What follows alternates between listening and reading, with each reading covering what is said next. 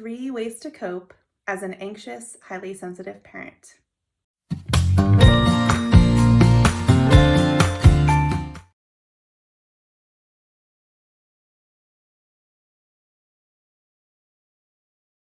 Hi, I'm Amy Lajeunesse, the founder and creator of highlysensitiveparenthood.com, an online resource center for highly sensitive and empath parents. Last week, I shared a little bit about how anxiety and being an HSP interact with one another, and today I will be sharing on the topic of 3 ways to cope as an anxious, highly sensitive parent. So I'm just going to get straight to the chase here. The 3 top ways to cope with anxiety as a highly sensitive parent are: number 1, learn and practice some relaxation and mindfulness skills. Number 2, reduce exposure to situations and environments that lead to overstimulation. And number 3, challenge negative or unrealistic ways of thinking. So, full disclosure, in the state of California, I am licensed as a psychotherapist. And while I have professional experience working with HSPs and anxiety in that capacity, and for the purposes of this video, I'm simply offering some ideas for you. This is not mental health treatment, and it is not a replacement for therapy. And if you do find yourself in need of a therapist, needing more support, please reach out to one. There's a list of HSP knowledgeable therapists on hsperson.com. Or if you are in the state of California, do feel free to reach out to me. My therapy business here is Inner Nature Therapy. So going back to the 3 top ways to cope as an anxious HSP, the first is just to simply learn some relaxation and mindfulness skills. I know it sounds really simple and a bit reductionistic, but learning ways to calm your body and to be mindful is a really powerful tool against anxiety. In fact, there is a 2015 study by 2 researchers named Pluis and Bonnewell that found that being an HSP only related to anxiety when mindfulness and acceptance were low, but that relationship was not significant when mindfulness and acceptance were high. So essentially, being an HSP really only makes anxiety more intense if we don't have mindfulness and acceptance skills. So what does that mean on a practical level? Mindfulness skills can include deep breathing. One of my favorites is just a simple box breath, which is inhaling for 4, holding for 4, exhaling for 4, and then holding the exhale for 4. But there are many other types of mindful breathing out there, including just a simple inhale and exhale that's consciously done. Meditation, and this can look like, the traditional kind of sitting quietly in a quiet and peaceful place. For me, I like that sometimes, but I also really enjoy a mindful walk. So, no earbuds, no chatting with someone else, but just simply opening up your 5 senses and noticing what's around you. Some other practical mindfulness skills include gaining awareness of your physical body and noticing those warning signs of overstimulation. So noticing like what comes up right before I feel like I'm about to lose it, or right before I feel panicky. How does my body feel?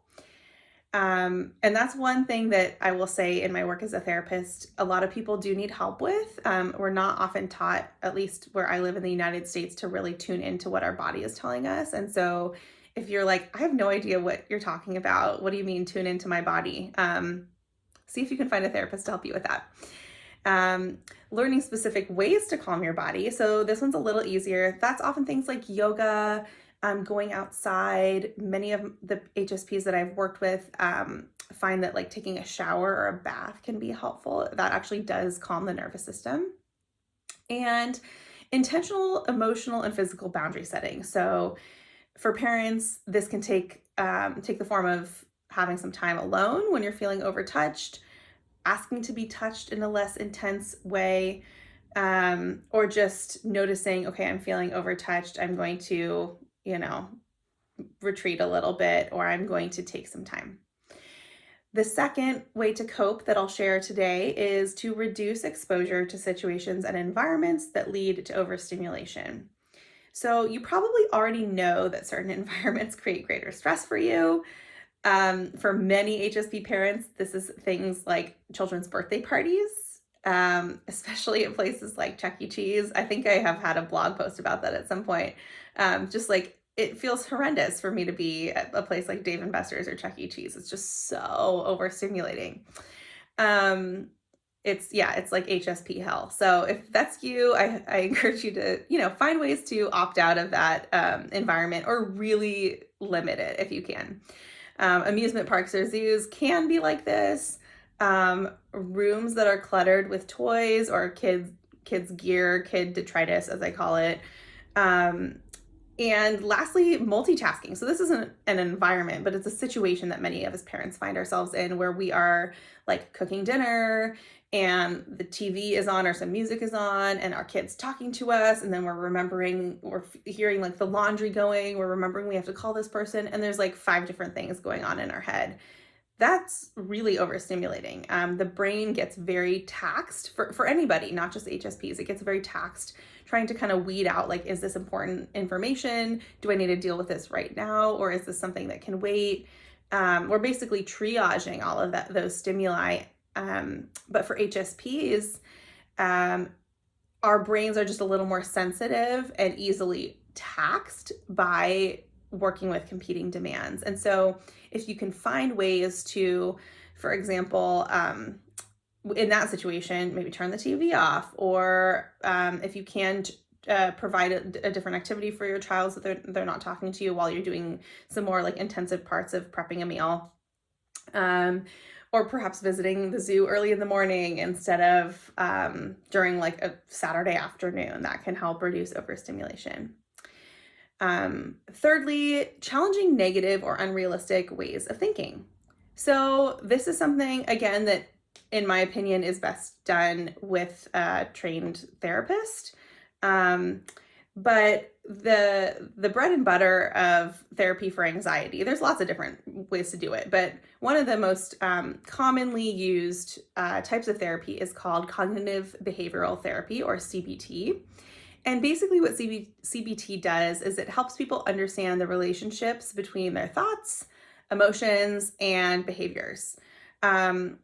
So a very basic example is if you're walking down the street and someone is making kind of a grumpy face and they make eye contact with you, you might think, oh my gosh, there's something wrong with me. They hate me. I don't know why, but they hate me. I need to like never go on a walk in this area again, or like it just throws off your whole day and you're grumpy at your kids later on. Now, if you kind of use CBT techniques, you might say, okay, well, is it true that they hate me or that there's something wrong with me and that's why they're making that grumpy face? Or maybe they're coming from like a tough meeting at work, or they just got off the phone with someone and had to have a hard conversation. And then, you might feel empathy for them and say, oh gosh, I hope they have a better day, but you're not taking it on yourself. It doesn't change your behavior for the rest of the day. That's it. So that's a very simple example of kind of how CBT works. But for parents of children, anxiety comes in all forms. And sometimes our anxiety is like somewhat well-founded, which is why I'm saying it's really helpful to have a therapist to help you with this, because sometimes there are things that we worry about that, it's good to be thoughtful about. But where do we draw the line without taking over our thoughts and our feelings and just our entire lives with anxiety and stress? So an example for a child, or for a parent of a child, you might be nervous about starting your child at a new school. I hear this a lot, actually. Parents being really worried. What if they don't make any friends? What if they cry the whole day? What if I hate it? What if I don't like their teachers? And so these feelings are very real, and they're coming from a place of love and concern for your kid. And that's a good thing. That's a good thing to love and care for your kid. That's, in fact, never in question. But if you look at it logically, many of them are not realistic, right? So the fact that you would drop your child off and they would cry literally for, 9 hours straight at school is not going to happen. I would imagine for most parents. And if you do, I hear you, and that's really hard, and I hope it goes away soon. But realistically, it's very unlikely that your child will you'll be dropped off at the new school and not make any friends or be distraught the entire day, right?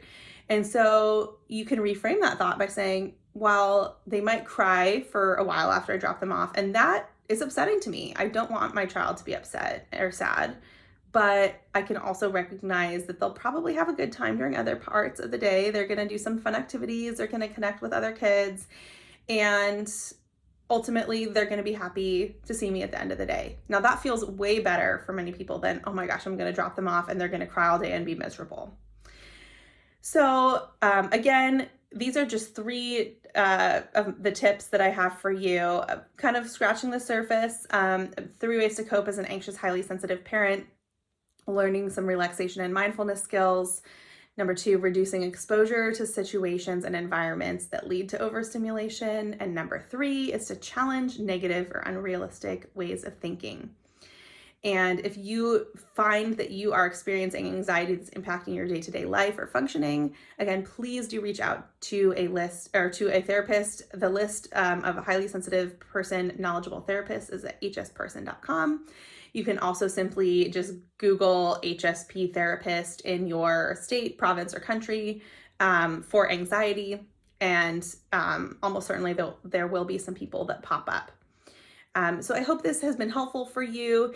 If you are in need of additional support, maybe you're already seeing a therapist but are looking for some more ideas about how anxiety or other aspects of your experience as a parent intersect with your sensitivity, please do check out my website, highlysensitiveparenthood.com. There you can sign up for a weekly newsletter to receive updates and helpful tips about how to manage and celebrate your sensitivity as a parent.